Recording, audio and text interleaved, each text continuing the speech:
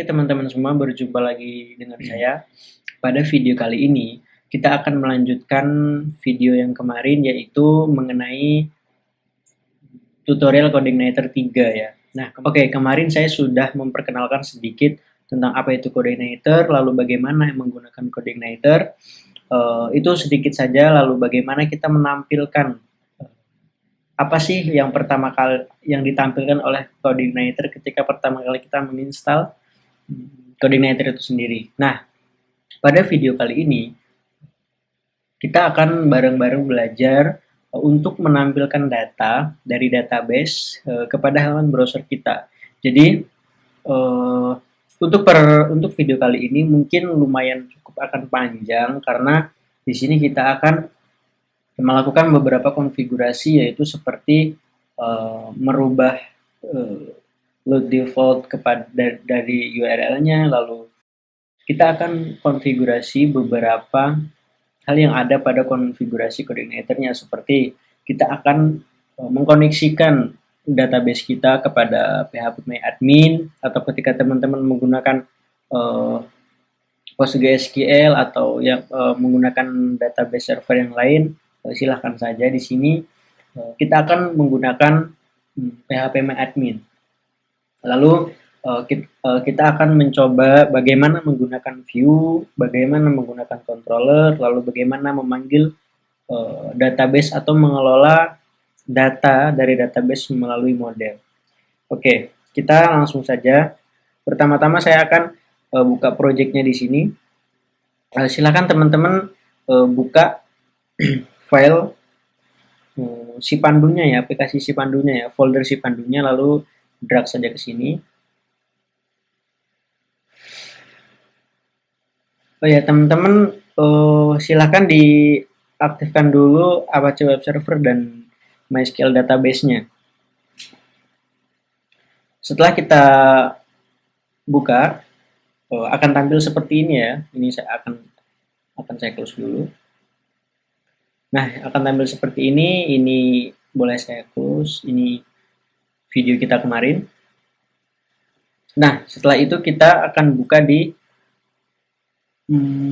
browser ya, localhost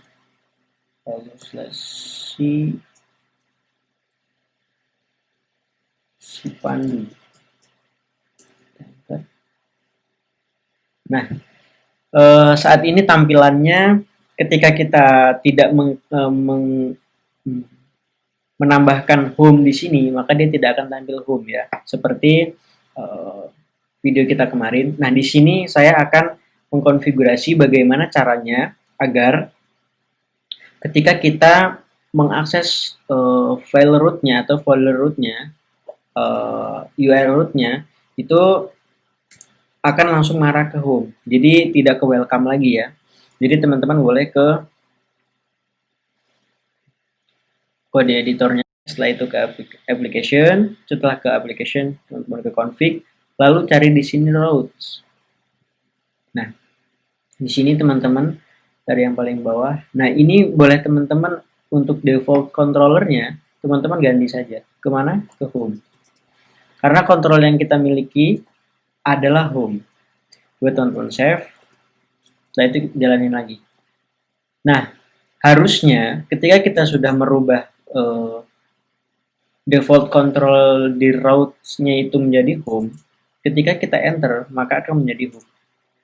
Oke, ini adalah contoh controller home dengan view home yang kita buat kemarin ya. Nah, di sini nanti kita akan modifikasi. Nah, di sini kita akan mulai menggunakan Bootstrap ya. Boleh teman-teman buka dulu.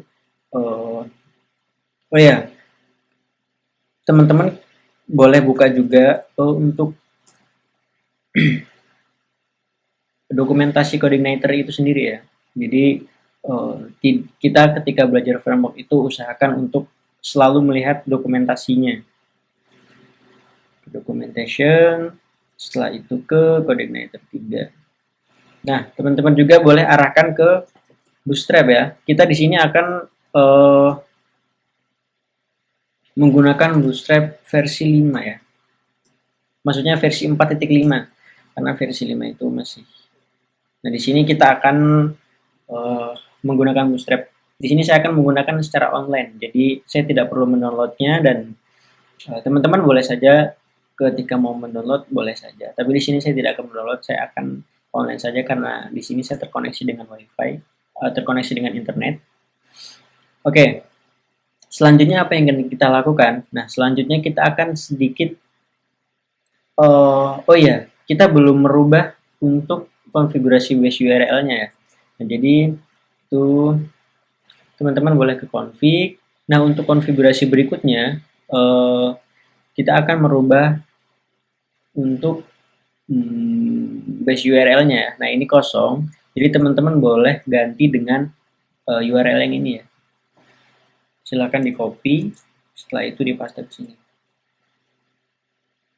Nah, untuk indeks PHP-nya, indeks page-nya, teman-teman boleh hapus saja karena kita sudah menghapusnya menggunakan htaccess di sini ya.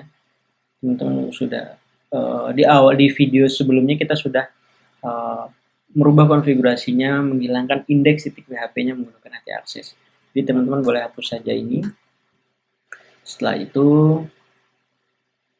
language ini tidak ada yang akan kita rubah. Oke, silakan di save saja. Boleh teman-teman close, dan kalau misal kita buka lagi tidak ada yang berbeda ya. Oke, tidak ada yang berbeda.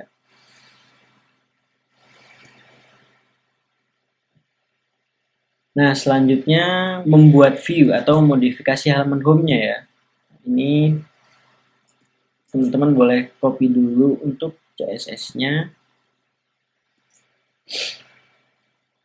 Kita ke view. Nah, di sini agar lebih rapi, di sini saya akan memindahkan home ini kepada folder ya. Jadi saya akan membuat sebuah folder di sini, folder home. Nah, lalu dalam ini saya akan cut ya. Di sini saya akan cut, lalu saya akan pindahkan ke dalam home. Jadi paste di sini. Nah, jadi home-nya sudah dalam folder ya. Nah, untuk home ini saya akan rubah menjadi nama filenya menjadi index. Menjadi index.php. Karena nanti di home ini ada kemungkinan kita akan membuat sebuah fitur untuk misal melihat data detail, lalu kita akan membuat tambahkan data, misal. Jadi ininya untuk indeksnya itu adalah file yang pertama kali akan diakses oleh user begitu. Nah, di sini saya akan tambahkan link Bootstrap-nya ya. Saya akan komentari dulu link.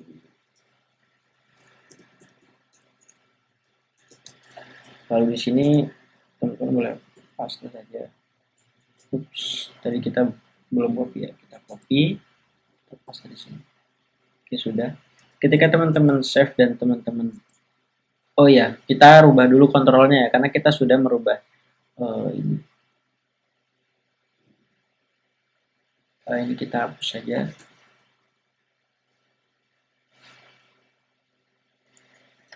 Oh, kita coba begini. Error nggak kira-kira? Oke, error. Jadi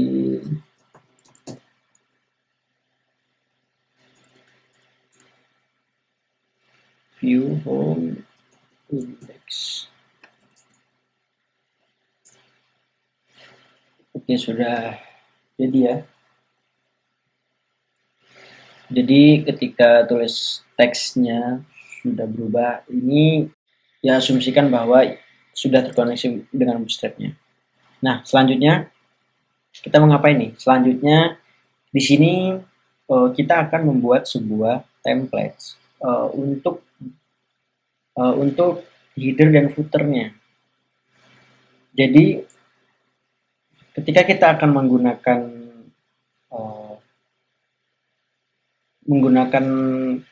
ketika kita akan menampilkan data atau menampilkan page yang di situ mengandung head atau membutuhkan Bootstrap-nya, jadi kita hanya memanggil template-nya saja. Nah, jadi begini. Jadi kita tidak menuliskan pada setiap halaman ini. Jadi misal ada home, nanti terus ada about misalnya, terus di indeksnya kita tidak perlu menuliskan lagi. Kita tinggal memanggil template saja. Nah, di sini pada views ini saya akan membuat sebuah folder namanya templates. Gitu. Nah, di dalam template ini saya akan membuat dua file ya. Ada header di PHP, lalu ada footer ya.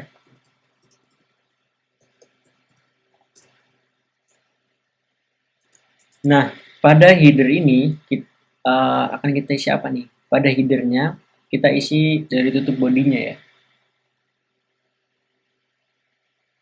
Tutup body kita sini kita cut. Oke, kita cut begini. Nah, kita isikan kepada headernya. Kita paste, lalu kita save.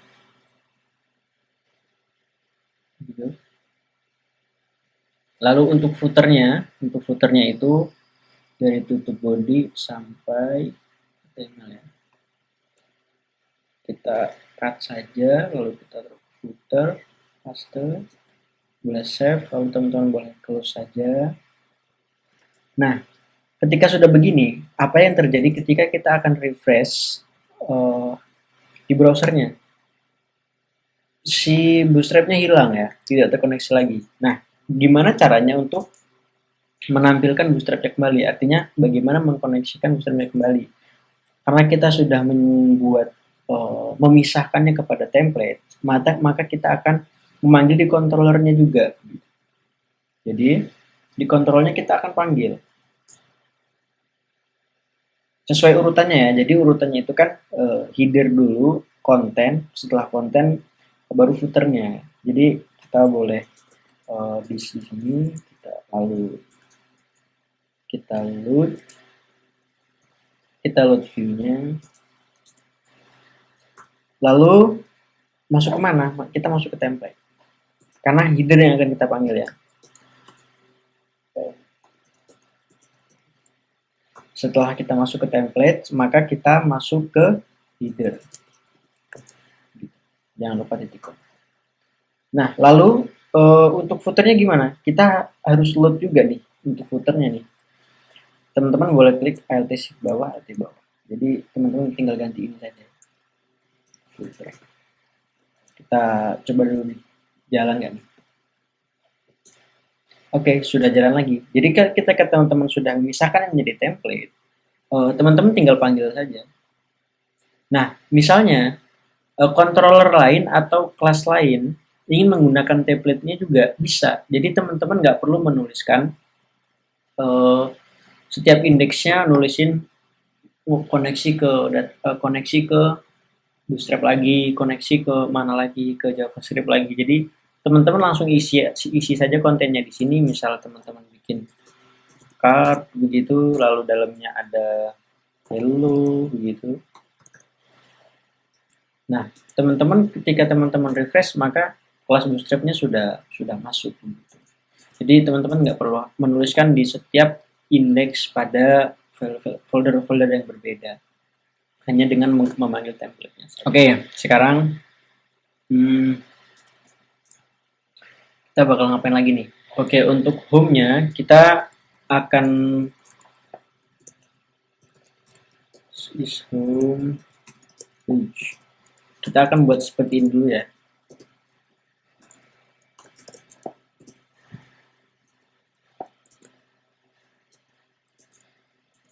Oh ya, kita akan coba ini dulu deh, biar tampilannya rapi. Kita akan coba kasih navbar dulu ya di sini ya. Kita coba kasih navbar dulu deh. Navbar. Kita cari yang simple saja.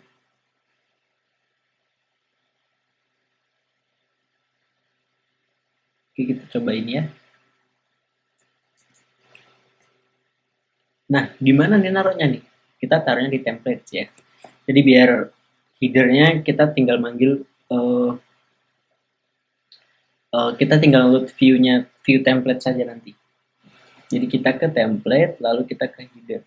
Kita taruh sini ya. Oke, kita ke header. Setelah header kita, saya akan kasih komentar dulu sini. Di sini saya kasih bar gitu. Lalu langsung yang ini navbar ini kita copy, setelah kita copy kita paste di sini ya. Kita paste di sini. Kita paste di sini. Ini saya tutup dulu biar lebih lebar, sedikit lebih luas. Sini kita akan rubah menjadi si pandu nama aplikasi kita ya. Setelah itu ini home, lalu ini kita akan mengambilkan data pada page penduduk ya, pada halaman penduduk. Jadi di sini kita tambahin penduduk, yaitu di sini about misalnya. Untuk oke, kita lihat dulu hasilnya gimana. Oke, hasilnya seperti ini. Saya akan membuatnya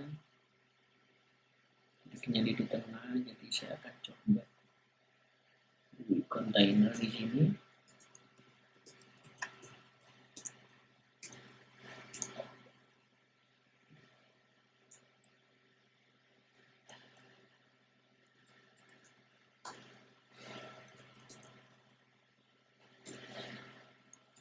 Oke, dia sudah terbentuk. Nah, oke, setelah navbarnya sudah jadi,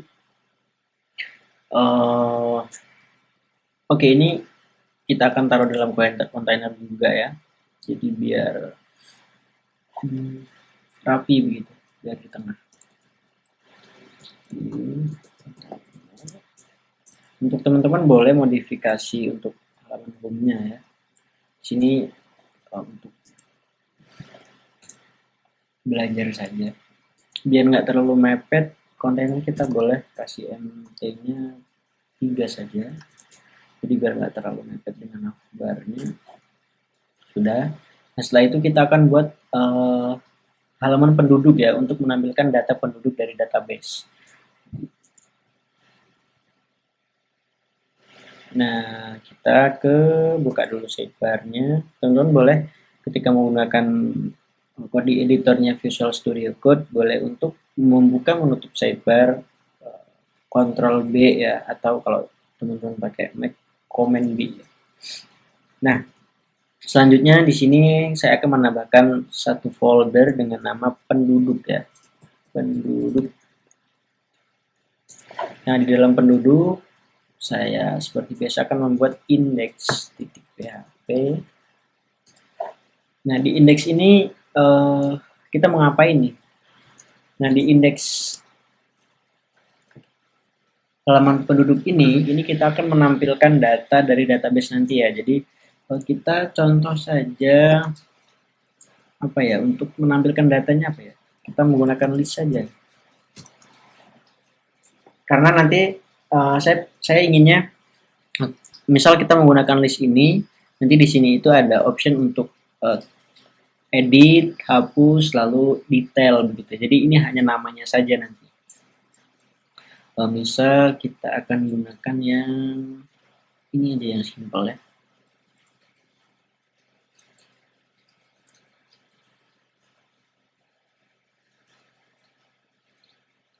Ini aja yang simple. Setelah itu kita buat container biar rapi gitu ya. Setelah container kita buat row di sini. Setelah kita buat row, lalu buat call ya. Setelah teman-teman buat kolom, lalu paste saja yang tadi. Teman-teman paste, lalu save. Kita coba lihat. Oh ya, kita belum buat controllernya. Kita buat controllernya dulu deh. Jadi controllernya boleh teman-teman buat P-nya pakai besar, penduduk.php. Nah, ini teman-teman boleh tutup headernya ya, Nah, untuk controllernya kita bakal siapa nih? Nah, untuk controllernya itu teman-teman boleh saja copy paste dari sini ya, atau teman-teman boleh ketik saja. Di sini saya akan coba mengetik saja. PHP Lalu kita buat kelas dulu ya, kelas penduduk, lalu extendnya kemana, ke CI underscore controller, lalu ini. Setelah itu teman-teman boleh public function index method ya, jangan lupa. Setelah itu boleh teman-teman load template headernya, lalu load untuk view di penduduknya, lalu index. Setelah itu teman-teman load untuk footernya ya. Boleh teman-teman copy aja di sini deh, biar sama saja.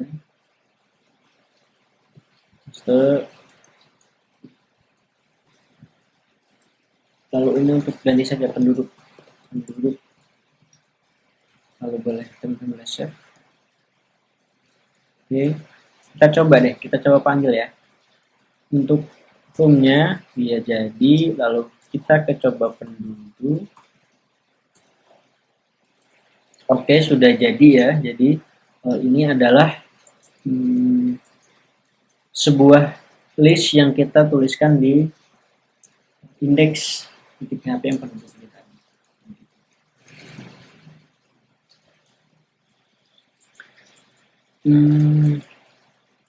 Kayaknya kepanjangan deh, kita kecilin aja Pak ya. Kita buat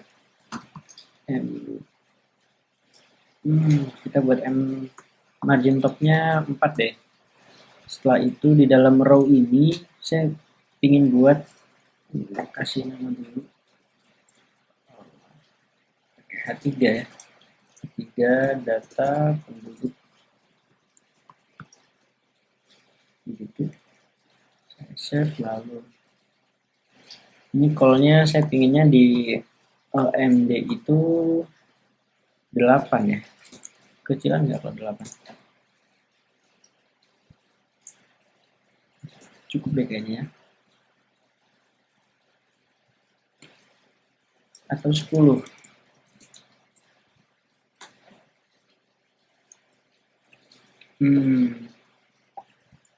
Bener 8 aja ya.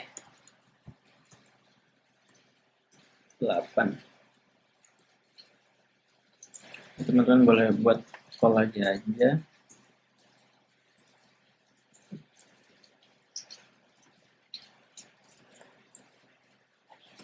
Oh iya, jangan di row-nya ya, taruh di atas row ya. Jadi biar ini ke bawah. Nah, begitu. Nah, setelah itu kita ngapain lagi nih? Oke, setelah itu kita bakal ngebenerin linknya ya. Setelah itu kita bakal ngebenerin. Jadi kalau diklik dia ke data penduduk, kalau klik home dia ke home. Jadi kita nggak perlu dari WR lagi gitu. Caranya gimana? Oke, caranya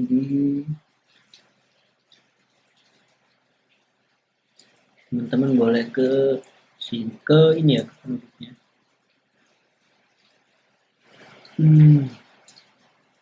Oh, teman-teman ke template, jangan lupa di mana ya, di views ya, lalu ke views, setelah views ke template, setelah itu ke headernya.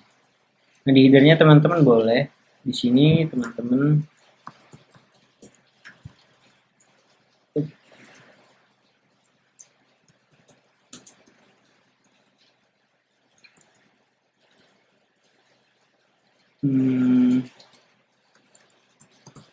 pakai base URL. Nah, lalu ketika home, maka dia biarkan saja rootnya begini. Jadi base URL itu sama saja teman-teman mengakses ini nih, base URL. Jadi mengakses rootnya begitu ya. Jadi ketika teman-teman di sini membuat base URL, jadi teman-teman sama saja mengakses lokalisasi rootnya ini, folder home-nya gitu. Nah, ketika teman-teman ke penduduk, ini boleh teman-teman copy saja. Lalu kemana nih? Ke penduduk ya. Penduduk. Coba teman-teman save.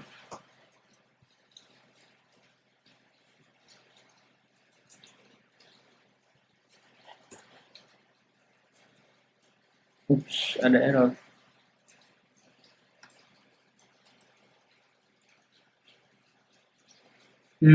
Oh iya teman-teman, di sini saya lupa untuk konfigurasi mengenai base URL-nya ya. Kita belum memanggil helper. Jadi inilah CI teman-teman. Kenapa CI itu ringan dan mudah termasuk framework yang ringan, karena ketika modulnya tidak kita panggil, maka di sini tidak terpakai gitu ya. Jadi tidak berfungsi untuk helper URL-nya gitu. Jadi untuk kita mengaktifkan base URL-nya, kita ke config, setelah itu ke autoload ya. Nah, teman-teman boleh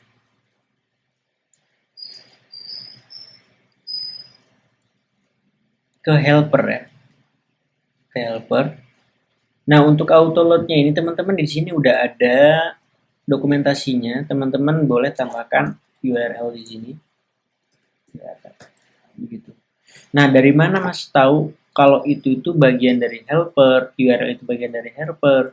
Misalnya nanti kita mau pakai database, di sini kita gunain database, itu teman-teman boleh aja lah di sini. Nah, database, teman-teman bisa langsung pakai aja di sini untuk konfigurasi nanti, jadi kita tidak perlu setting database-nya lagi ya. Pas dari sini. Nah, kita di sini kan tidak menggunakan email nih. Nah, jadi kita nggak usah dipanggil aja. Jadi library email itu nggak bakal dipakai gitu. Nah untuk session ini digunakan untuk validasi ketika kita menggunakan autentikasi ya. Jadi untuk login begitu. Nah selanjutnya kita bakal gunain database dulu aja. Helpernya URL. Oke. Setelah itu kita bakal coba lagi ya. Harusnya sudah tidak error. Oke, sudah hilang. Kita coba. Oh, masih error karena tidak memiliki koma.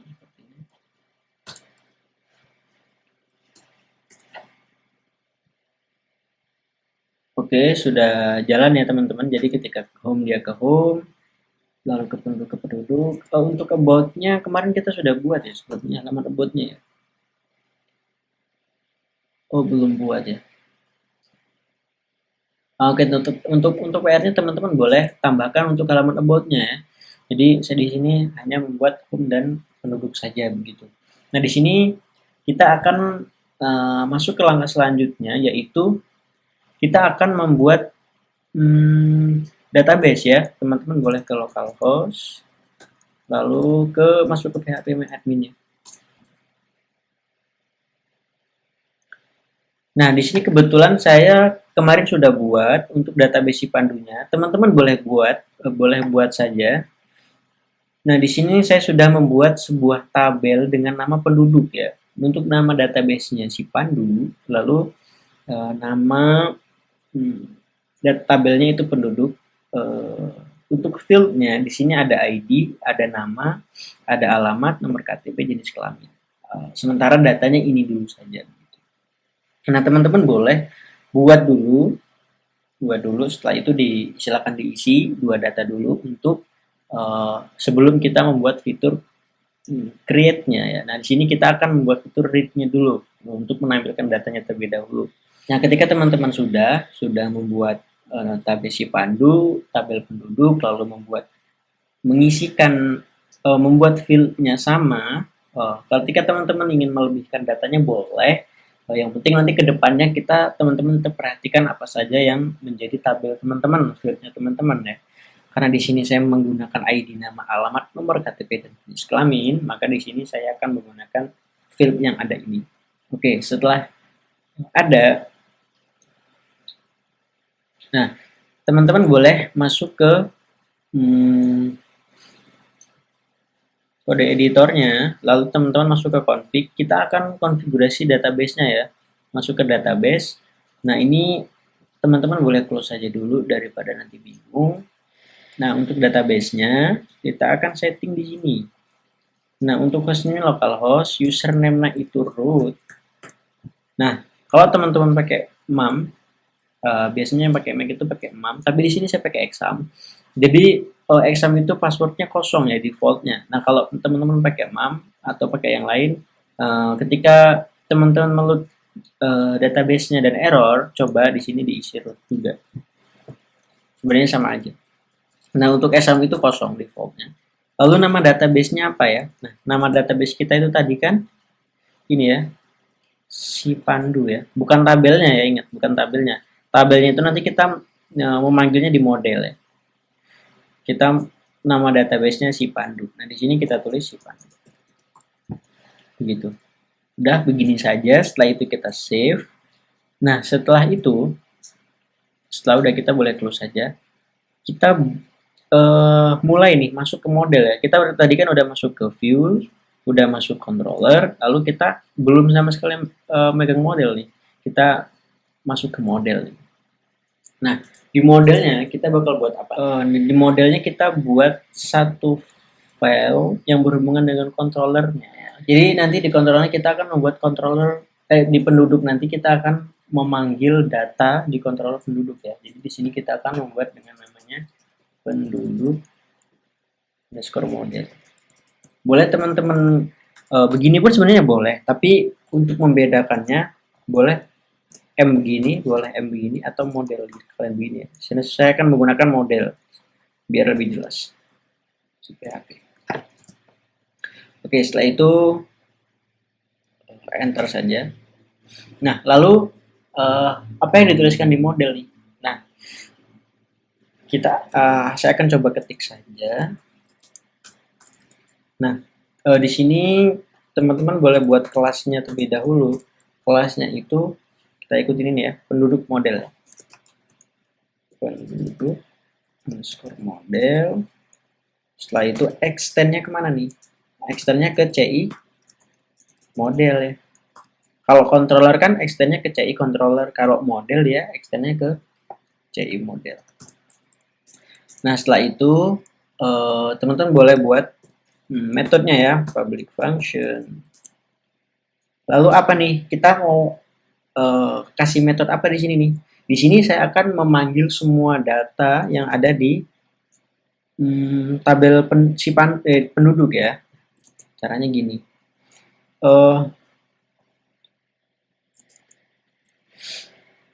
Di sini saya akan coba buat get penduduk gitu ya. Penduduk. Jadi saya akan ambil semua data penduduk. Setelah itu, nah untuk query-nya sebenarnya CI sendiri pun sudah menyediakan. Teman-teman boleh masuk ke dokumentasi coordinator-nya, lalu cari data gitu. Setelah itu teman-teman masuk ke query builder class. Kelasnya masuk ke halaman query builder class. Nah, di sini sudah disediakan untuk query builder-nya. Jadi teman-teman bisa menggunakan ini untuk memanggil datanya begitu ya. Begitu. Ada beberapa cara untuk memanggil data dari database menggunakan model. Ini CI sudah menyediakan. Nah, di sini saya akan menggunakan yang ini ya, yang simple saja. Jadi kayak misal sama aja nih di database lalu get my table-nya. Jadi kayak select all from lalu nama tabelnya penduduk tadi ya. Jadi kita akan kita tulis saja this, atau kita bakal coba dulu aja deh panggil dulu ini itu kita misal jangan database dulu deh, kita tes dulu deh ini tuh udah bisa belum sih modelnya kayak gitu, misal gini ya. Oke, datanya siap digunakan. Nah, ini kita akan panggil dulu di controllernya. Gini, teman-teman masuk lalu ke penduduk ya. Nah, setelah itu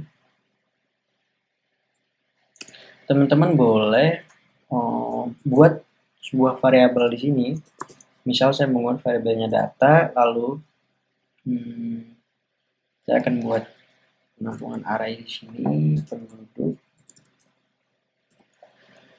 Setelah itu saya akan panggil modelnya ya.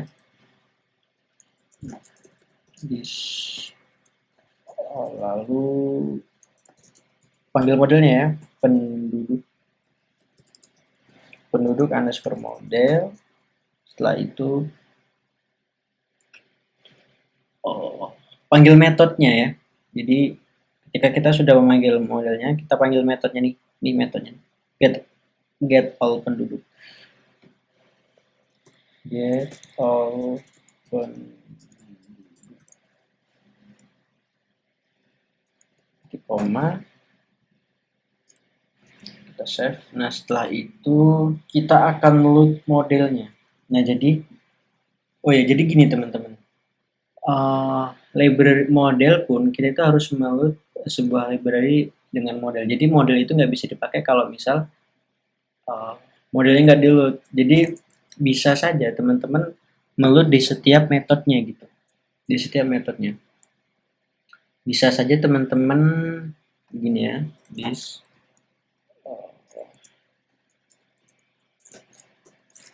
bisa saja teman-teman gini, this load, lalu model nih. Nah modelnya apa yang di-load nih? Modelnya penduduk model, gitu. Bisa saja, dan ini bisa digunain ya. Kita akan coba nih. Terus kita akan coba tampilkan di ini kan kita sudah membuat variabel di sini, kita kirimkan datanya ke sini. Kita kirimkan datanya ke sini ya. Gitu. Nah, jadi datanya dibuat di sini. Ini mengelola database-nya nanti nih. Tapi kita echo dulu nih. Jadi biar kita tahu dulu kalau ini tuh udah jadi gitu modelnya. Nah, setelah itu kita buat variabel sini buat manggil si modelnya. Setelah itu kita panggil metode yang ada di dalam modelnya gitu ya. Nah, variabel ini kita kirimin ke indeks nih. Kita kirimin ke halaman yang indeks penduduk tuh. Nah, indeks penduduk tuh yang mana? Ini tuh. Ke views, setelah itu ke penduduk, ke indeks. Nah, ke sini. Nah, kita coba di sini kita coba vardam dulu aja ya. Kita coba vardam, kita panggil penduduk ya. Kenapa penduduk? Karena kita buat array penduduk di sini gitu. Jadi kita panggil saja. Kita save, lalu kita coba ke sini. Kita refresh. Oke, untuk datanya 0, kenapa 0? Karena kita belum memanggil database-nya. Tapi echo yang kita tuliskan di model tadi sudah keluar. Artinya si modelnya udah siap dipakai nih. Udah ready nih gitu. Nah, sekarang apa yang kita tulis di sini? Ketika sudah terjadi begini. Jadi datanya sudah siap digunakan. Nah, jadi kita akan oh ya teman-teman, tadi ada yang belum saya teruskan untuk penjelasan. Nah, ini untuk sebenarnya untuk model ini, untuk library model ini, ketika kita tidak panggil, maka dia tidak bisa digunakan sebenarnya model ini. Ketika kita refresh, maka dia akan error ya, terbukti error. Nah, ketika kita uncomment lagi, kita save, dia bakal jalan sebenarnya. Tapi teman-teman kebayang nggak kalau misal kita buat model ini di setiap metode, misal nanti di sini ada metode, misal ada public function, misal ya public function tambah data misal. Nah ini itu kan nanti butuh model nih misal nih, karena tambah data bakal menginsertkan atau meng-create sebuah data dan mengirimkan data itu ke database. Kan yang ngelola model tuh. Jadi kita harus panggil nih. Jadi setiap metodenya kita harus panggil model satu-satu. Nah itu ribet teman-teman. Nah, ini ada cara efisiennya, Jadi sekali panggil satu kelas beberapa metode bisa pakai gitu. Uh, jadi kita satu kali manggil dan ada banyak kelas di sini pun, ada misal ada indeks, ada tambah data, ada hapus data, ada edit data, itu bisa pakai semua. Nah, caranya gimana? Caranya kita buat konstruktor ya. Jadi konstruktor tuh gini teman-teman. Fungsinya buat public function underscore construct, dia tulisannya ini. Setelah itu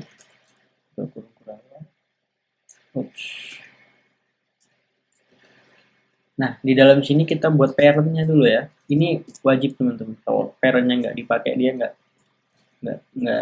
jalan gitu ya. Setelah itu titik koma. Setelah itu kita load yang ini ya. Nah, ini kita pindahin aja nih. Boleh teman-teman AL di atas. Itu kita save. Kita coba jalanin ya. Error nggak? Nah, jadi ya. Jadi dia terload, tidak ada error. Nah, setelah begini kita akan coba panggil nih. Data yang ada di database ini ya. Oke, caranya gimana? Caranya gini teman-teman. $this db, setelah itu get, kita panggil tabelnya nih. Tabelnya penduduk,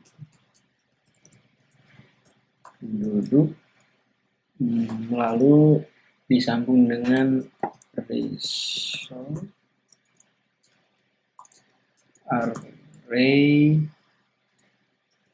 titik koma. Nah, di sini jangan lupa tambahkan return ya. Kita return.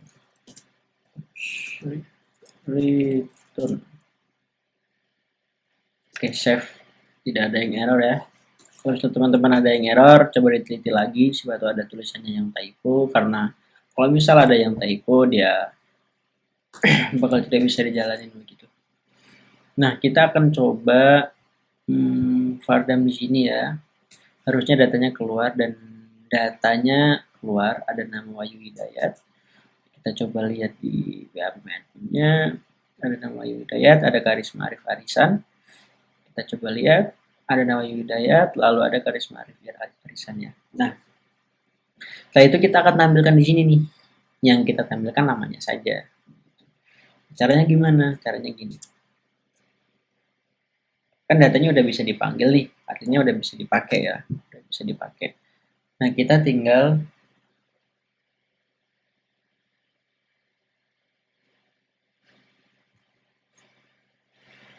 kita akan close saja yang ini, kita close saja. Jadi tidak ada yang perlu di Fardam lagi.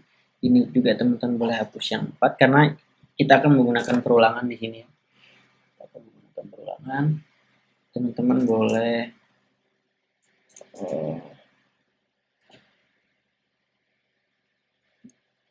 buka tutup PHP-nya. Setelah itu teman-teman boleh for each.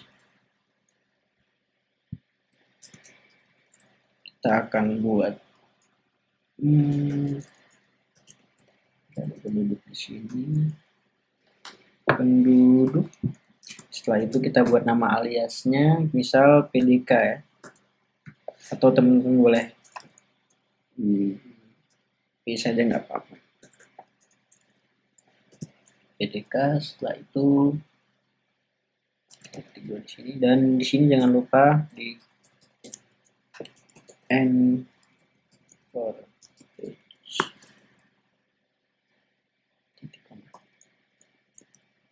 Oke, setelah itu kita akan panggil datanya di sini ya. Sini.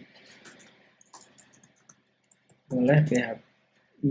Kita boleh pakai PHPHO ya. PHP. Setelah itu kita panggil variabelnya nih, nama aliasnya, start PDK. Setelah itu kita ambil arraynya nih, apa nih yang mau diambil nih, nama misal. Nah, nama ini berdasarkan dengan field yang ada di sini ya. Kalau misal uh, nama nama lengkap gitu, nama underscore lengkap, misalnya di sini ikuti nama underscore lengkap gitu. Bukan di sini nama aja. Kita coba refresh ya. Sudah jadi belum? Oke, di sini sudah jadi, datanya ada 2. Dan kalau misal teman-teman buka di PHP ini akan sama Wahyu Hidayat dan Karisma Arif Arisan. Gitu. Di sini akan sama.